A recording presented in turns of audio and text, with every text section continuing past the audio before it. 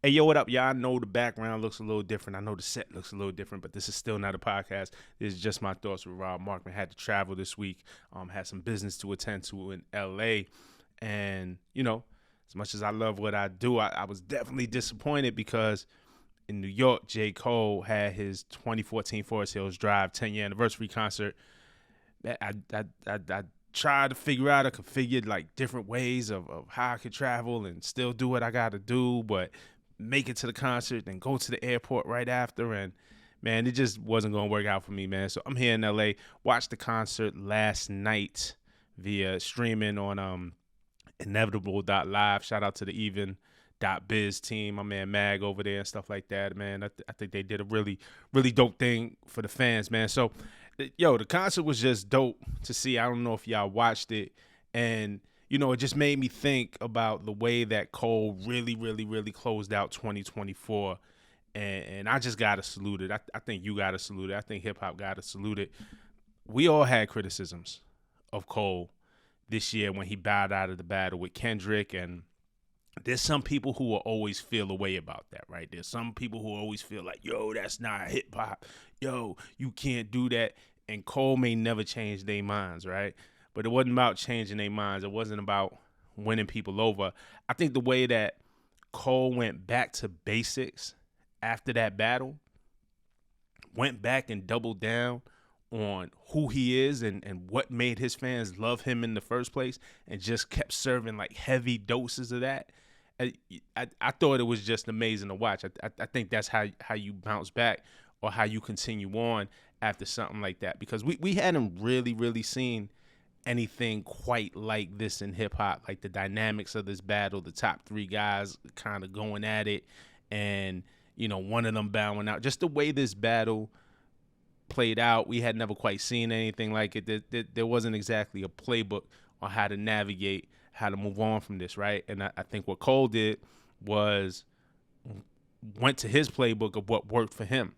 You know what I'm saying? Anytime that he might have been on, let's just say, for lack of a better word, like shaky ground, right? Or scrutiny. So he just went back, man. He said what he said at Dreamville. And now we're getting I don't know of those of you who listen, the Inevitable, the audio series. They say it's not a podcast, right? so if they say it's not a podcast, mine is definitely not a podcast. But he had his Inevitable series with Ebe from Dreamville, president of Dreamville, his manager, and Scott Laser. And they were doing some really just dope storytelling throughout. I'm actually still on the last episode. I got to catch up on the last episode. But it was just Cole walking down his career, how he got up into this point, or at least until Forest Hills Drive, and that's when the season ended. He's allowing fans to reminisce with him, right? And I think he's being really honest in this series. They even set up, which was cool, they even set up their own chat room. If you listen to the Inevitable podcast, there's a separate chat room on the app that's kind of different. It's separate from the social media chatter. It's not like they put this series out and then try to engage on Twitter. They put the series out and they engaged on their own chat function, their own social media function. And really what it did was close the Cole fans in and brought them closer, and kind of blocked everybody else out, right? Like that's what I meant by him going like back to basics. And when I was listening to that series, right, there was a constant whenever Cole was telling the story, whenever he was forced into a position that really didn't work for him, right? Things like, being forced to make a hit single, put him in an uncomfortable position when the music felt forced. I think every Cole fan knows the story of the BET Awards where his team and definitely Ebe, if you listen to the audio series, Ebe kind of pushed him in that direction, and his stylist to wear that famous Versace sweater that then he goes on the carpet and DJ Drama's wearing it, Brandon T. Jackson is wearing it, everybody got the same sweater. Like Cole was put into an uncomfortable position and it didn't work out for him. And then what he did was just revert back to, hey, this is just what I like. This is what works for me, right? And so that's a constant in that series, in the Inevitable. Like whenever he's kind of forced in an uncomfortable position, he just reverts back to following his gut instinct. Now, listen, Cole do be rapping crazy about how he's the best. You take his first person shooter verse, was really a catalyst for all of this. But a lot of that is MC shit. A lot of that is friendly face shit. And when it boiled down to it, he was like, "Yo, I don't really want to engage." And like I said, if you go back and look at the video, like, I wasn't mad at him. Now the rap fan in me, of course, wanted to see him battle. Of course, wanted to see him go there. But looking back at it, when you really look back at it from this vantage point today, what's today, December 17th? When you look back at it sensibly, you're like, yo, it was always meant to go this way. It wasn't going to go any other way but this way. You know what I'm saying? The actual mistake or the force was 7-minute drill. The natural way for Cole was always going to go this way. And, if we're being honest with ourselves, once Drake and Kendrick started heating up, because that got really personal, we weren't going to entertain Cole battling Kendrick about just some, like, friendly fade who's the best rapper. Once it got so personal with Drake and Kendrick, we were not, as an audience, we were going to become less interested in what Cole had to say about Kendrick, because the Kendrick and Drake thing got so vicious. It wasn't even going to hold our attention in the same way. So, I mean, we say we want it, but when you really look at it about it sensibly, that was just never going to work out. And it was always meant to go this way.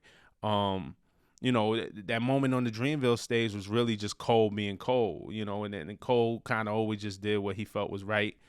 And, at the times where he fought against his gut, it just never worked with him when he fought against his gut. Does he look crazy for dropping 7-minute drill and then taking it back? Yeah. But ultimately, it was the right move, man. Like, because it also made us pay attention. It was something that we never seen before. So it looked crazy, but I mean, and again, you could go back and watch the video. 7-minute drill, when it first dropped, just wasn't it. You could tell his heart wasn't in it. So he took it back and he was honest with the fans. That's what it was. He was honest with the fans, and he admitted that wasn't him. He was reaching and said sorry, and then got back to his regularly scheduled program. So what did he do? He dropped the Inevitable series. He dropped a couple features. There was the Thames feature. There was the Grippy feature, which I still don't like. But, Port Antonio, and I know a lot of people read into Port Antonio a certain way. I didn't read into it the way that everybody read into it. And, then he starts doing the Inevitable. He starts doing his series. He starts talking to his fans. He starts retelling his story. He starts reminding you why you love him. It was a good strategy. Drake kind of started doing that with 100 gigs. And to me, post-battle, that was the best that we got out of a Drake.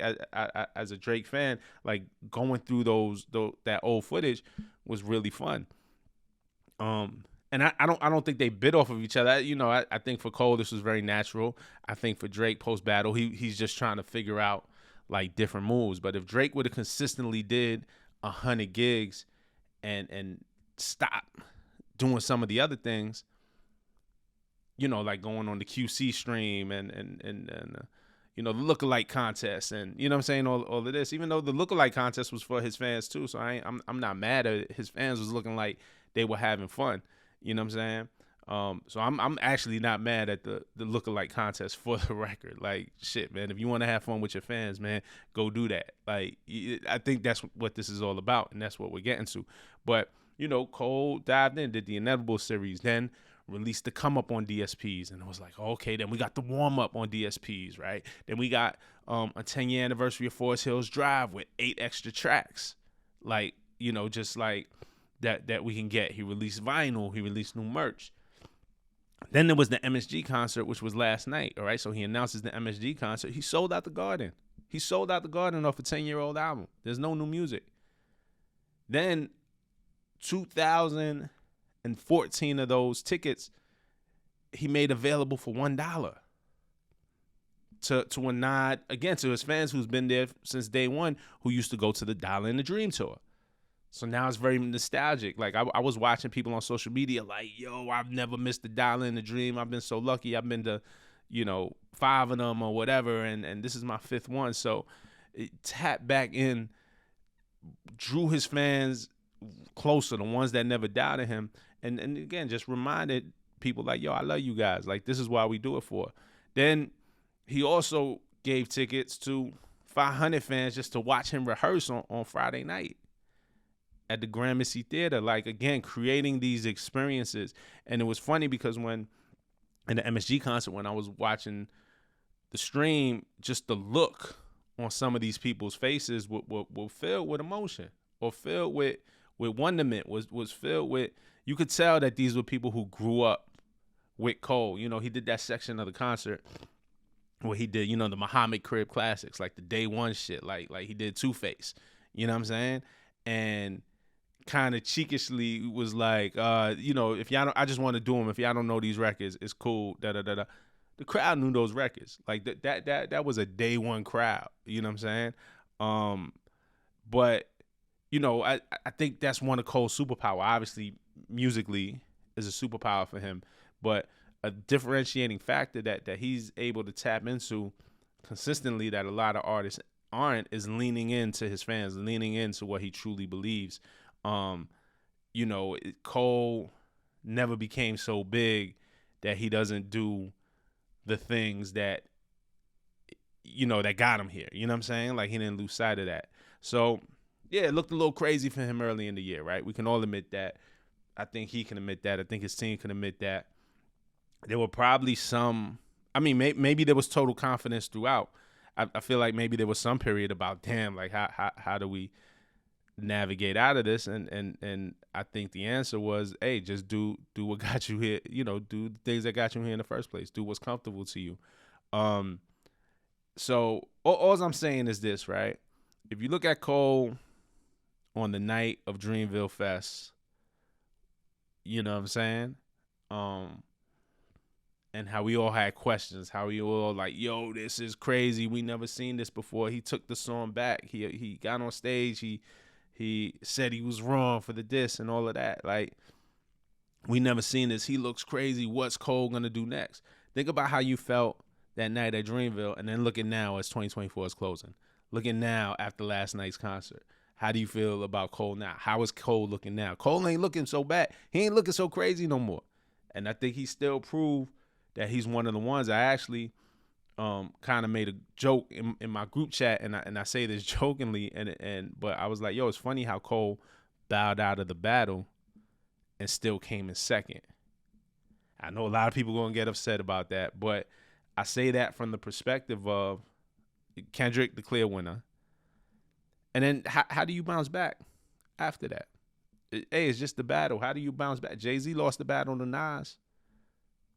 Jay-Z is still Jay. Like there's still a bounce back. You know what I'm saying? But Cannabis, even though Cannabis had the better records, lost the battle to LL. Cannabis, he couldn't bounce back. I once heard 50 say a quote. 50 said, the only reason, because Cannabis, second round knockout is better than L's response, the Ripper Returns or whatever that was. But 50 said he was like, L didn't win because he had the better records. L won because Cannabis couldn't match L's consistency. So after battle, after the fray, consistency is the key. You know what I'm saying? And I think so. So when I say that Cole came in second, and I say that jokingly, but there's truth there, is that Cole figured out how to consistently be Cole after that. I think we seen Drake move in ways like very inconsistent, like still like he seems to be affected by it still, right? So whether it's the lawsuit and moves, and maybe he understands it, maybe he has a plan. I'm talking about public perception. The lawsuit don't come off right. The Wadaguan Delilah don't come off right. The Spanish joint he did with Gino Pacas, it's like, yo, what are you doing? The live stream with QC with that white guy, right? It's like, yo, what are you doing? It comes off as inconsistent. And I like Cole in this space with being consistently who he is, and he's gonna be all right. And I think when that next album comes, it's A Boy or The Fall Off. I don't know what we're getting next, but he announced the next Dreamville Fest is the last one. I think we're not gonna see Cole for a while, but I think he's gonna close out strong. I think he's gonna be fine. I think J. Cole is still J. Cole, and if last night didn't prove it for y'all, I don't know, but I love the way he closed out this year. I applaud him for the moves that he made since that battle, and for being J. Cole consistently throughout his career. I think it's really inspiring to watch, and a lesson for a lot of up and coming artists. So, if you're watching these moves, definitely take notes. But those are just my thoughts. I know I'm probably gonna get killed in the comments. It's cool. It's okay. Talk to me. I talk back. Like, subscribe, comment, do all that. Till the next time. Peace.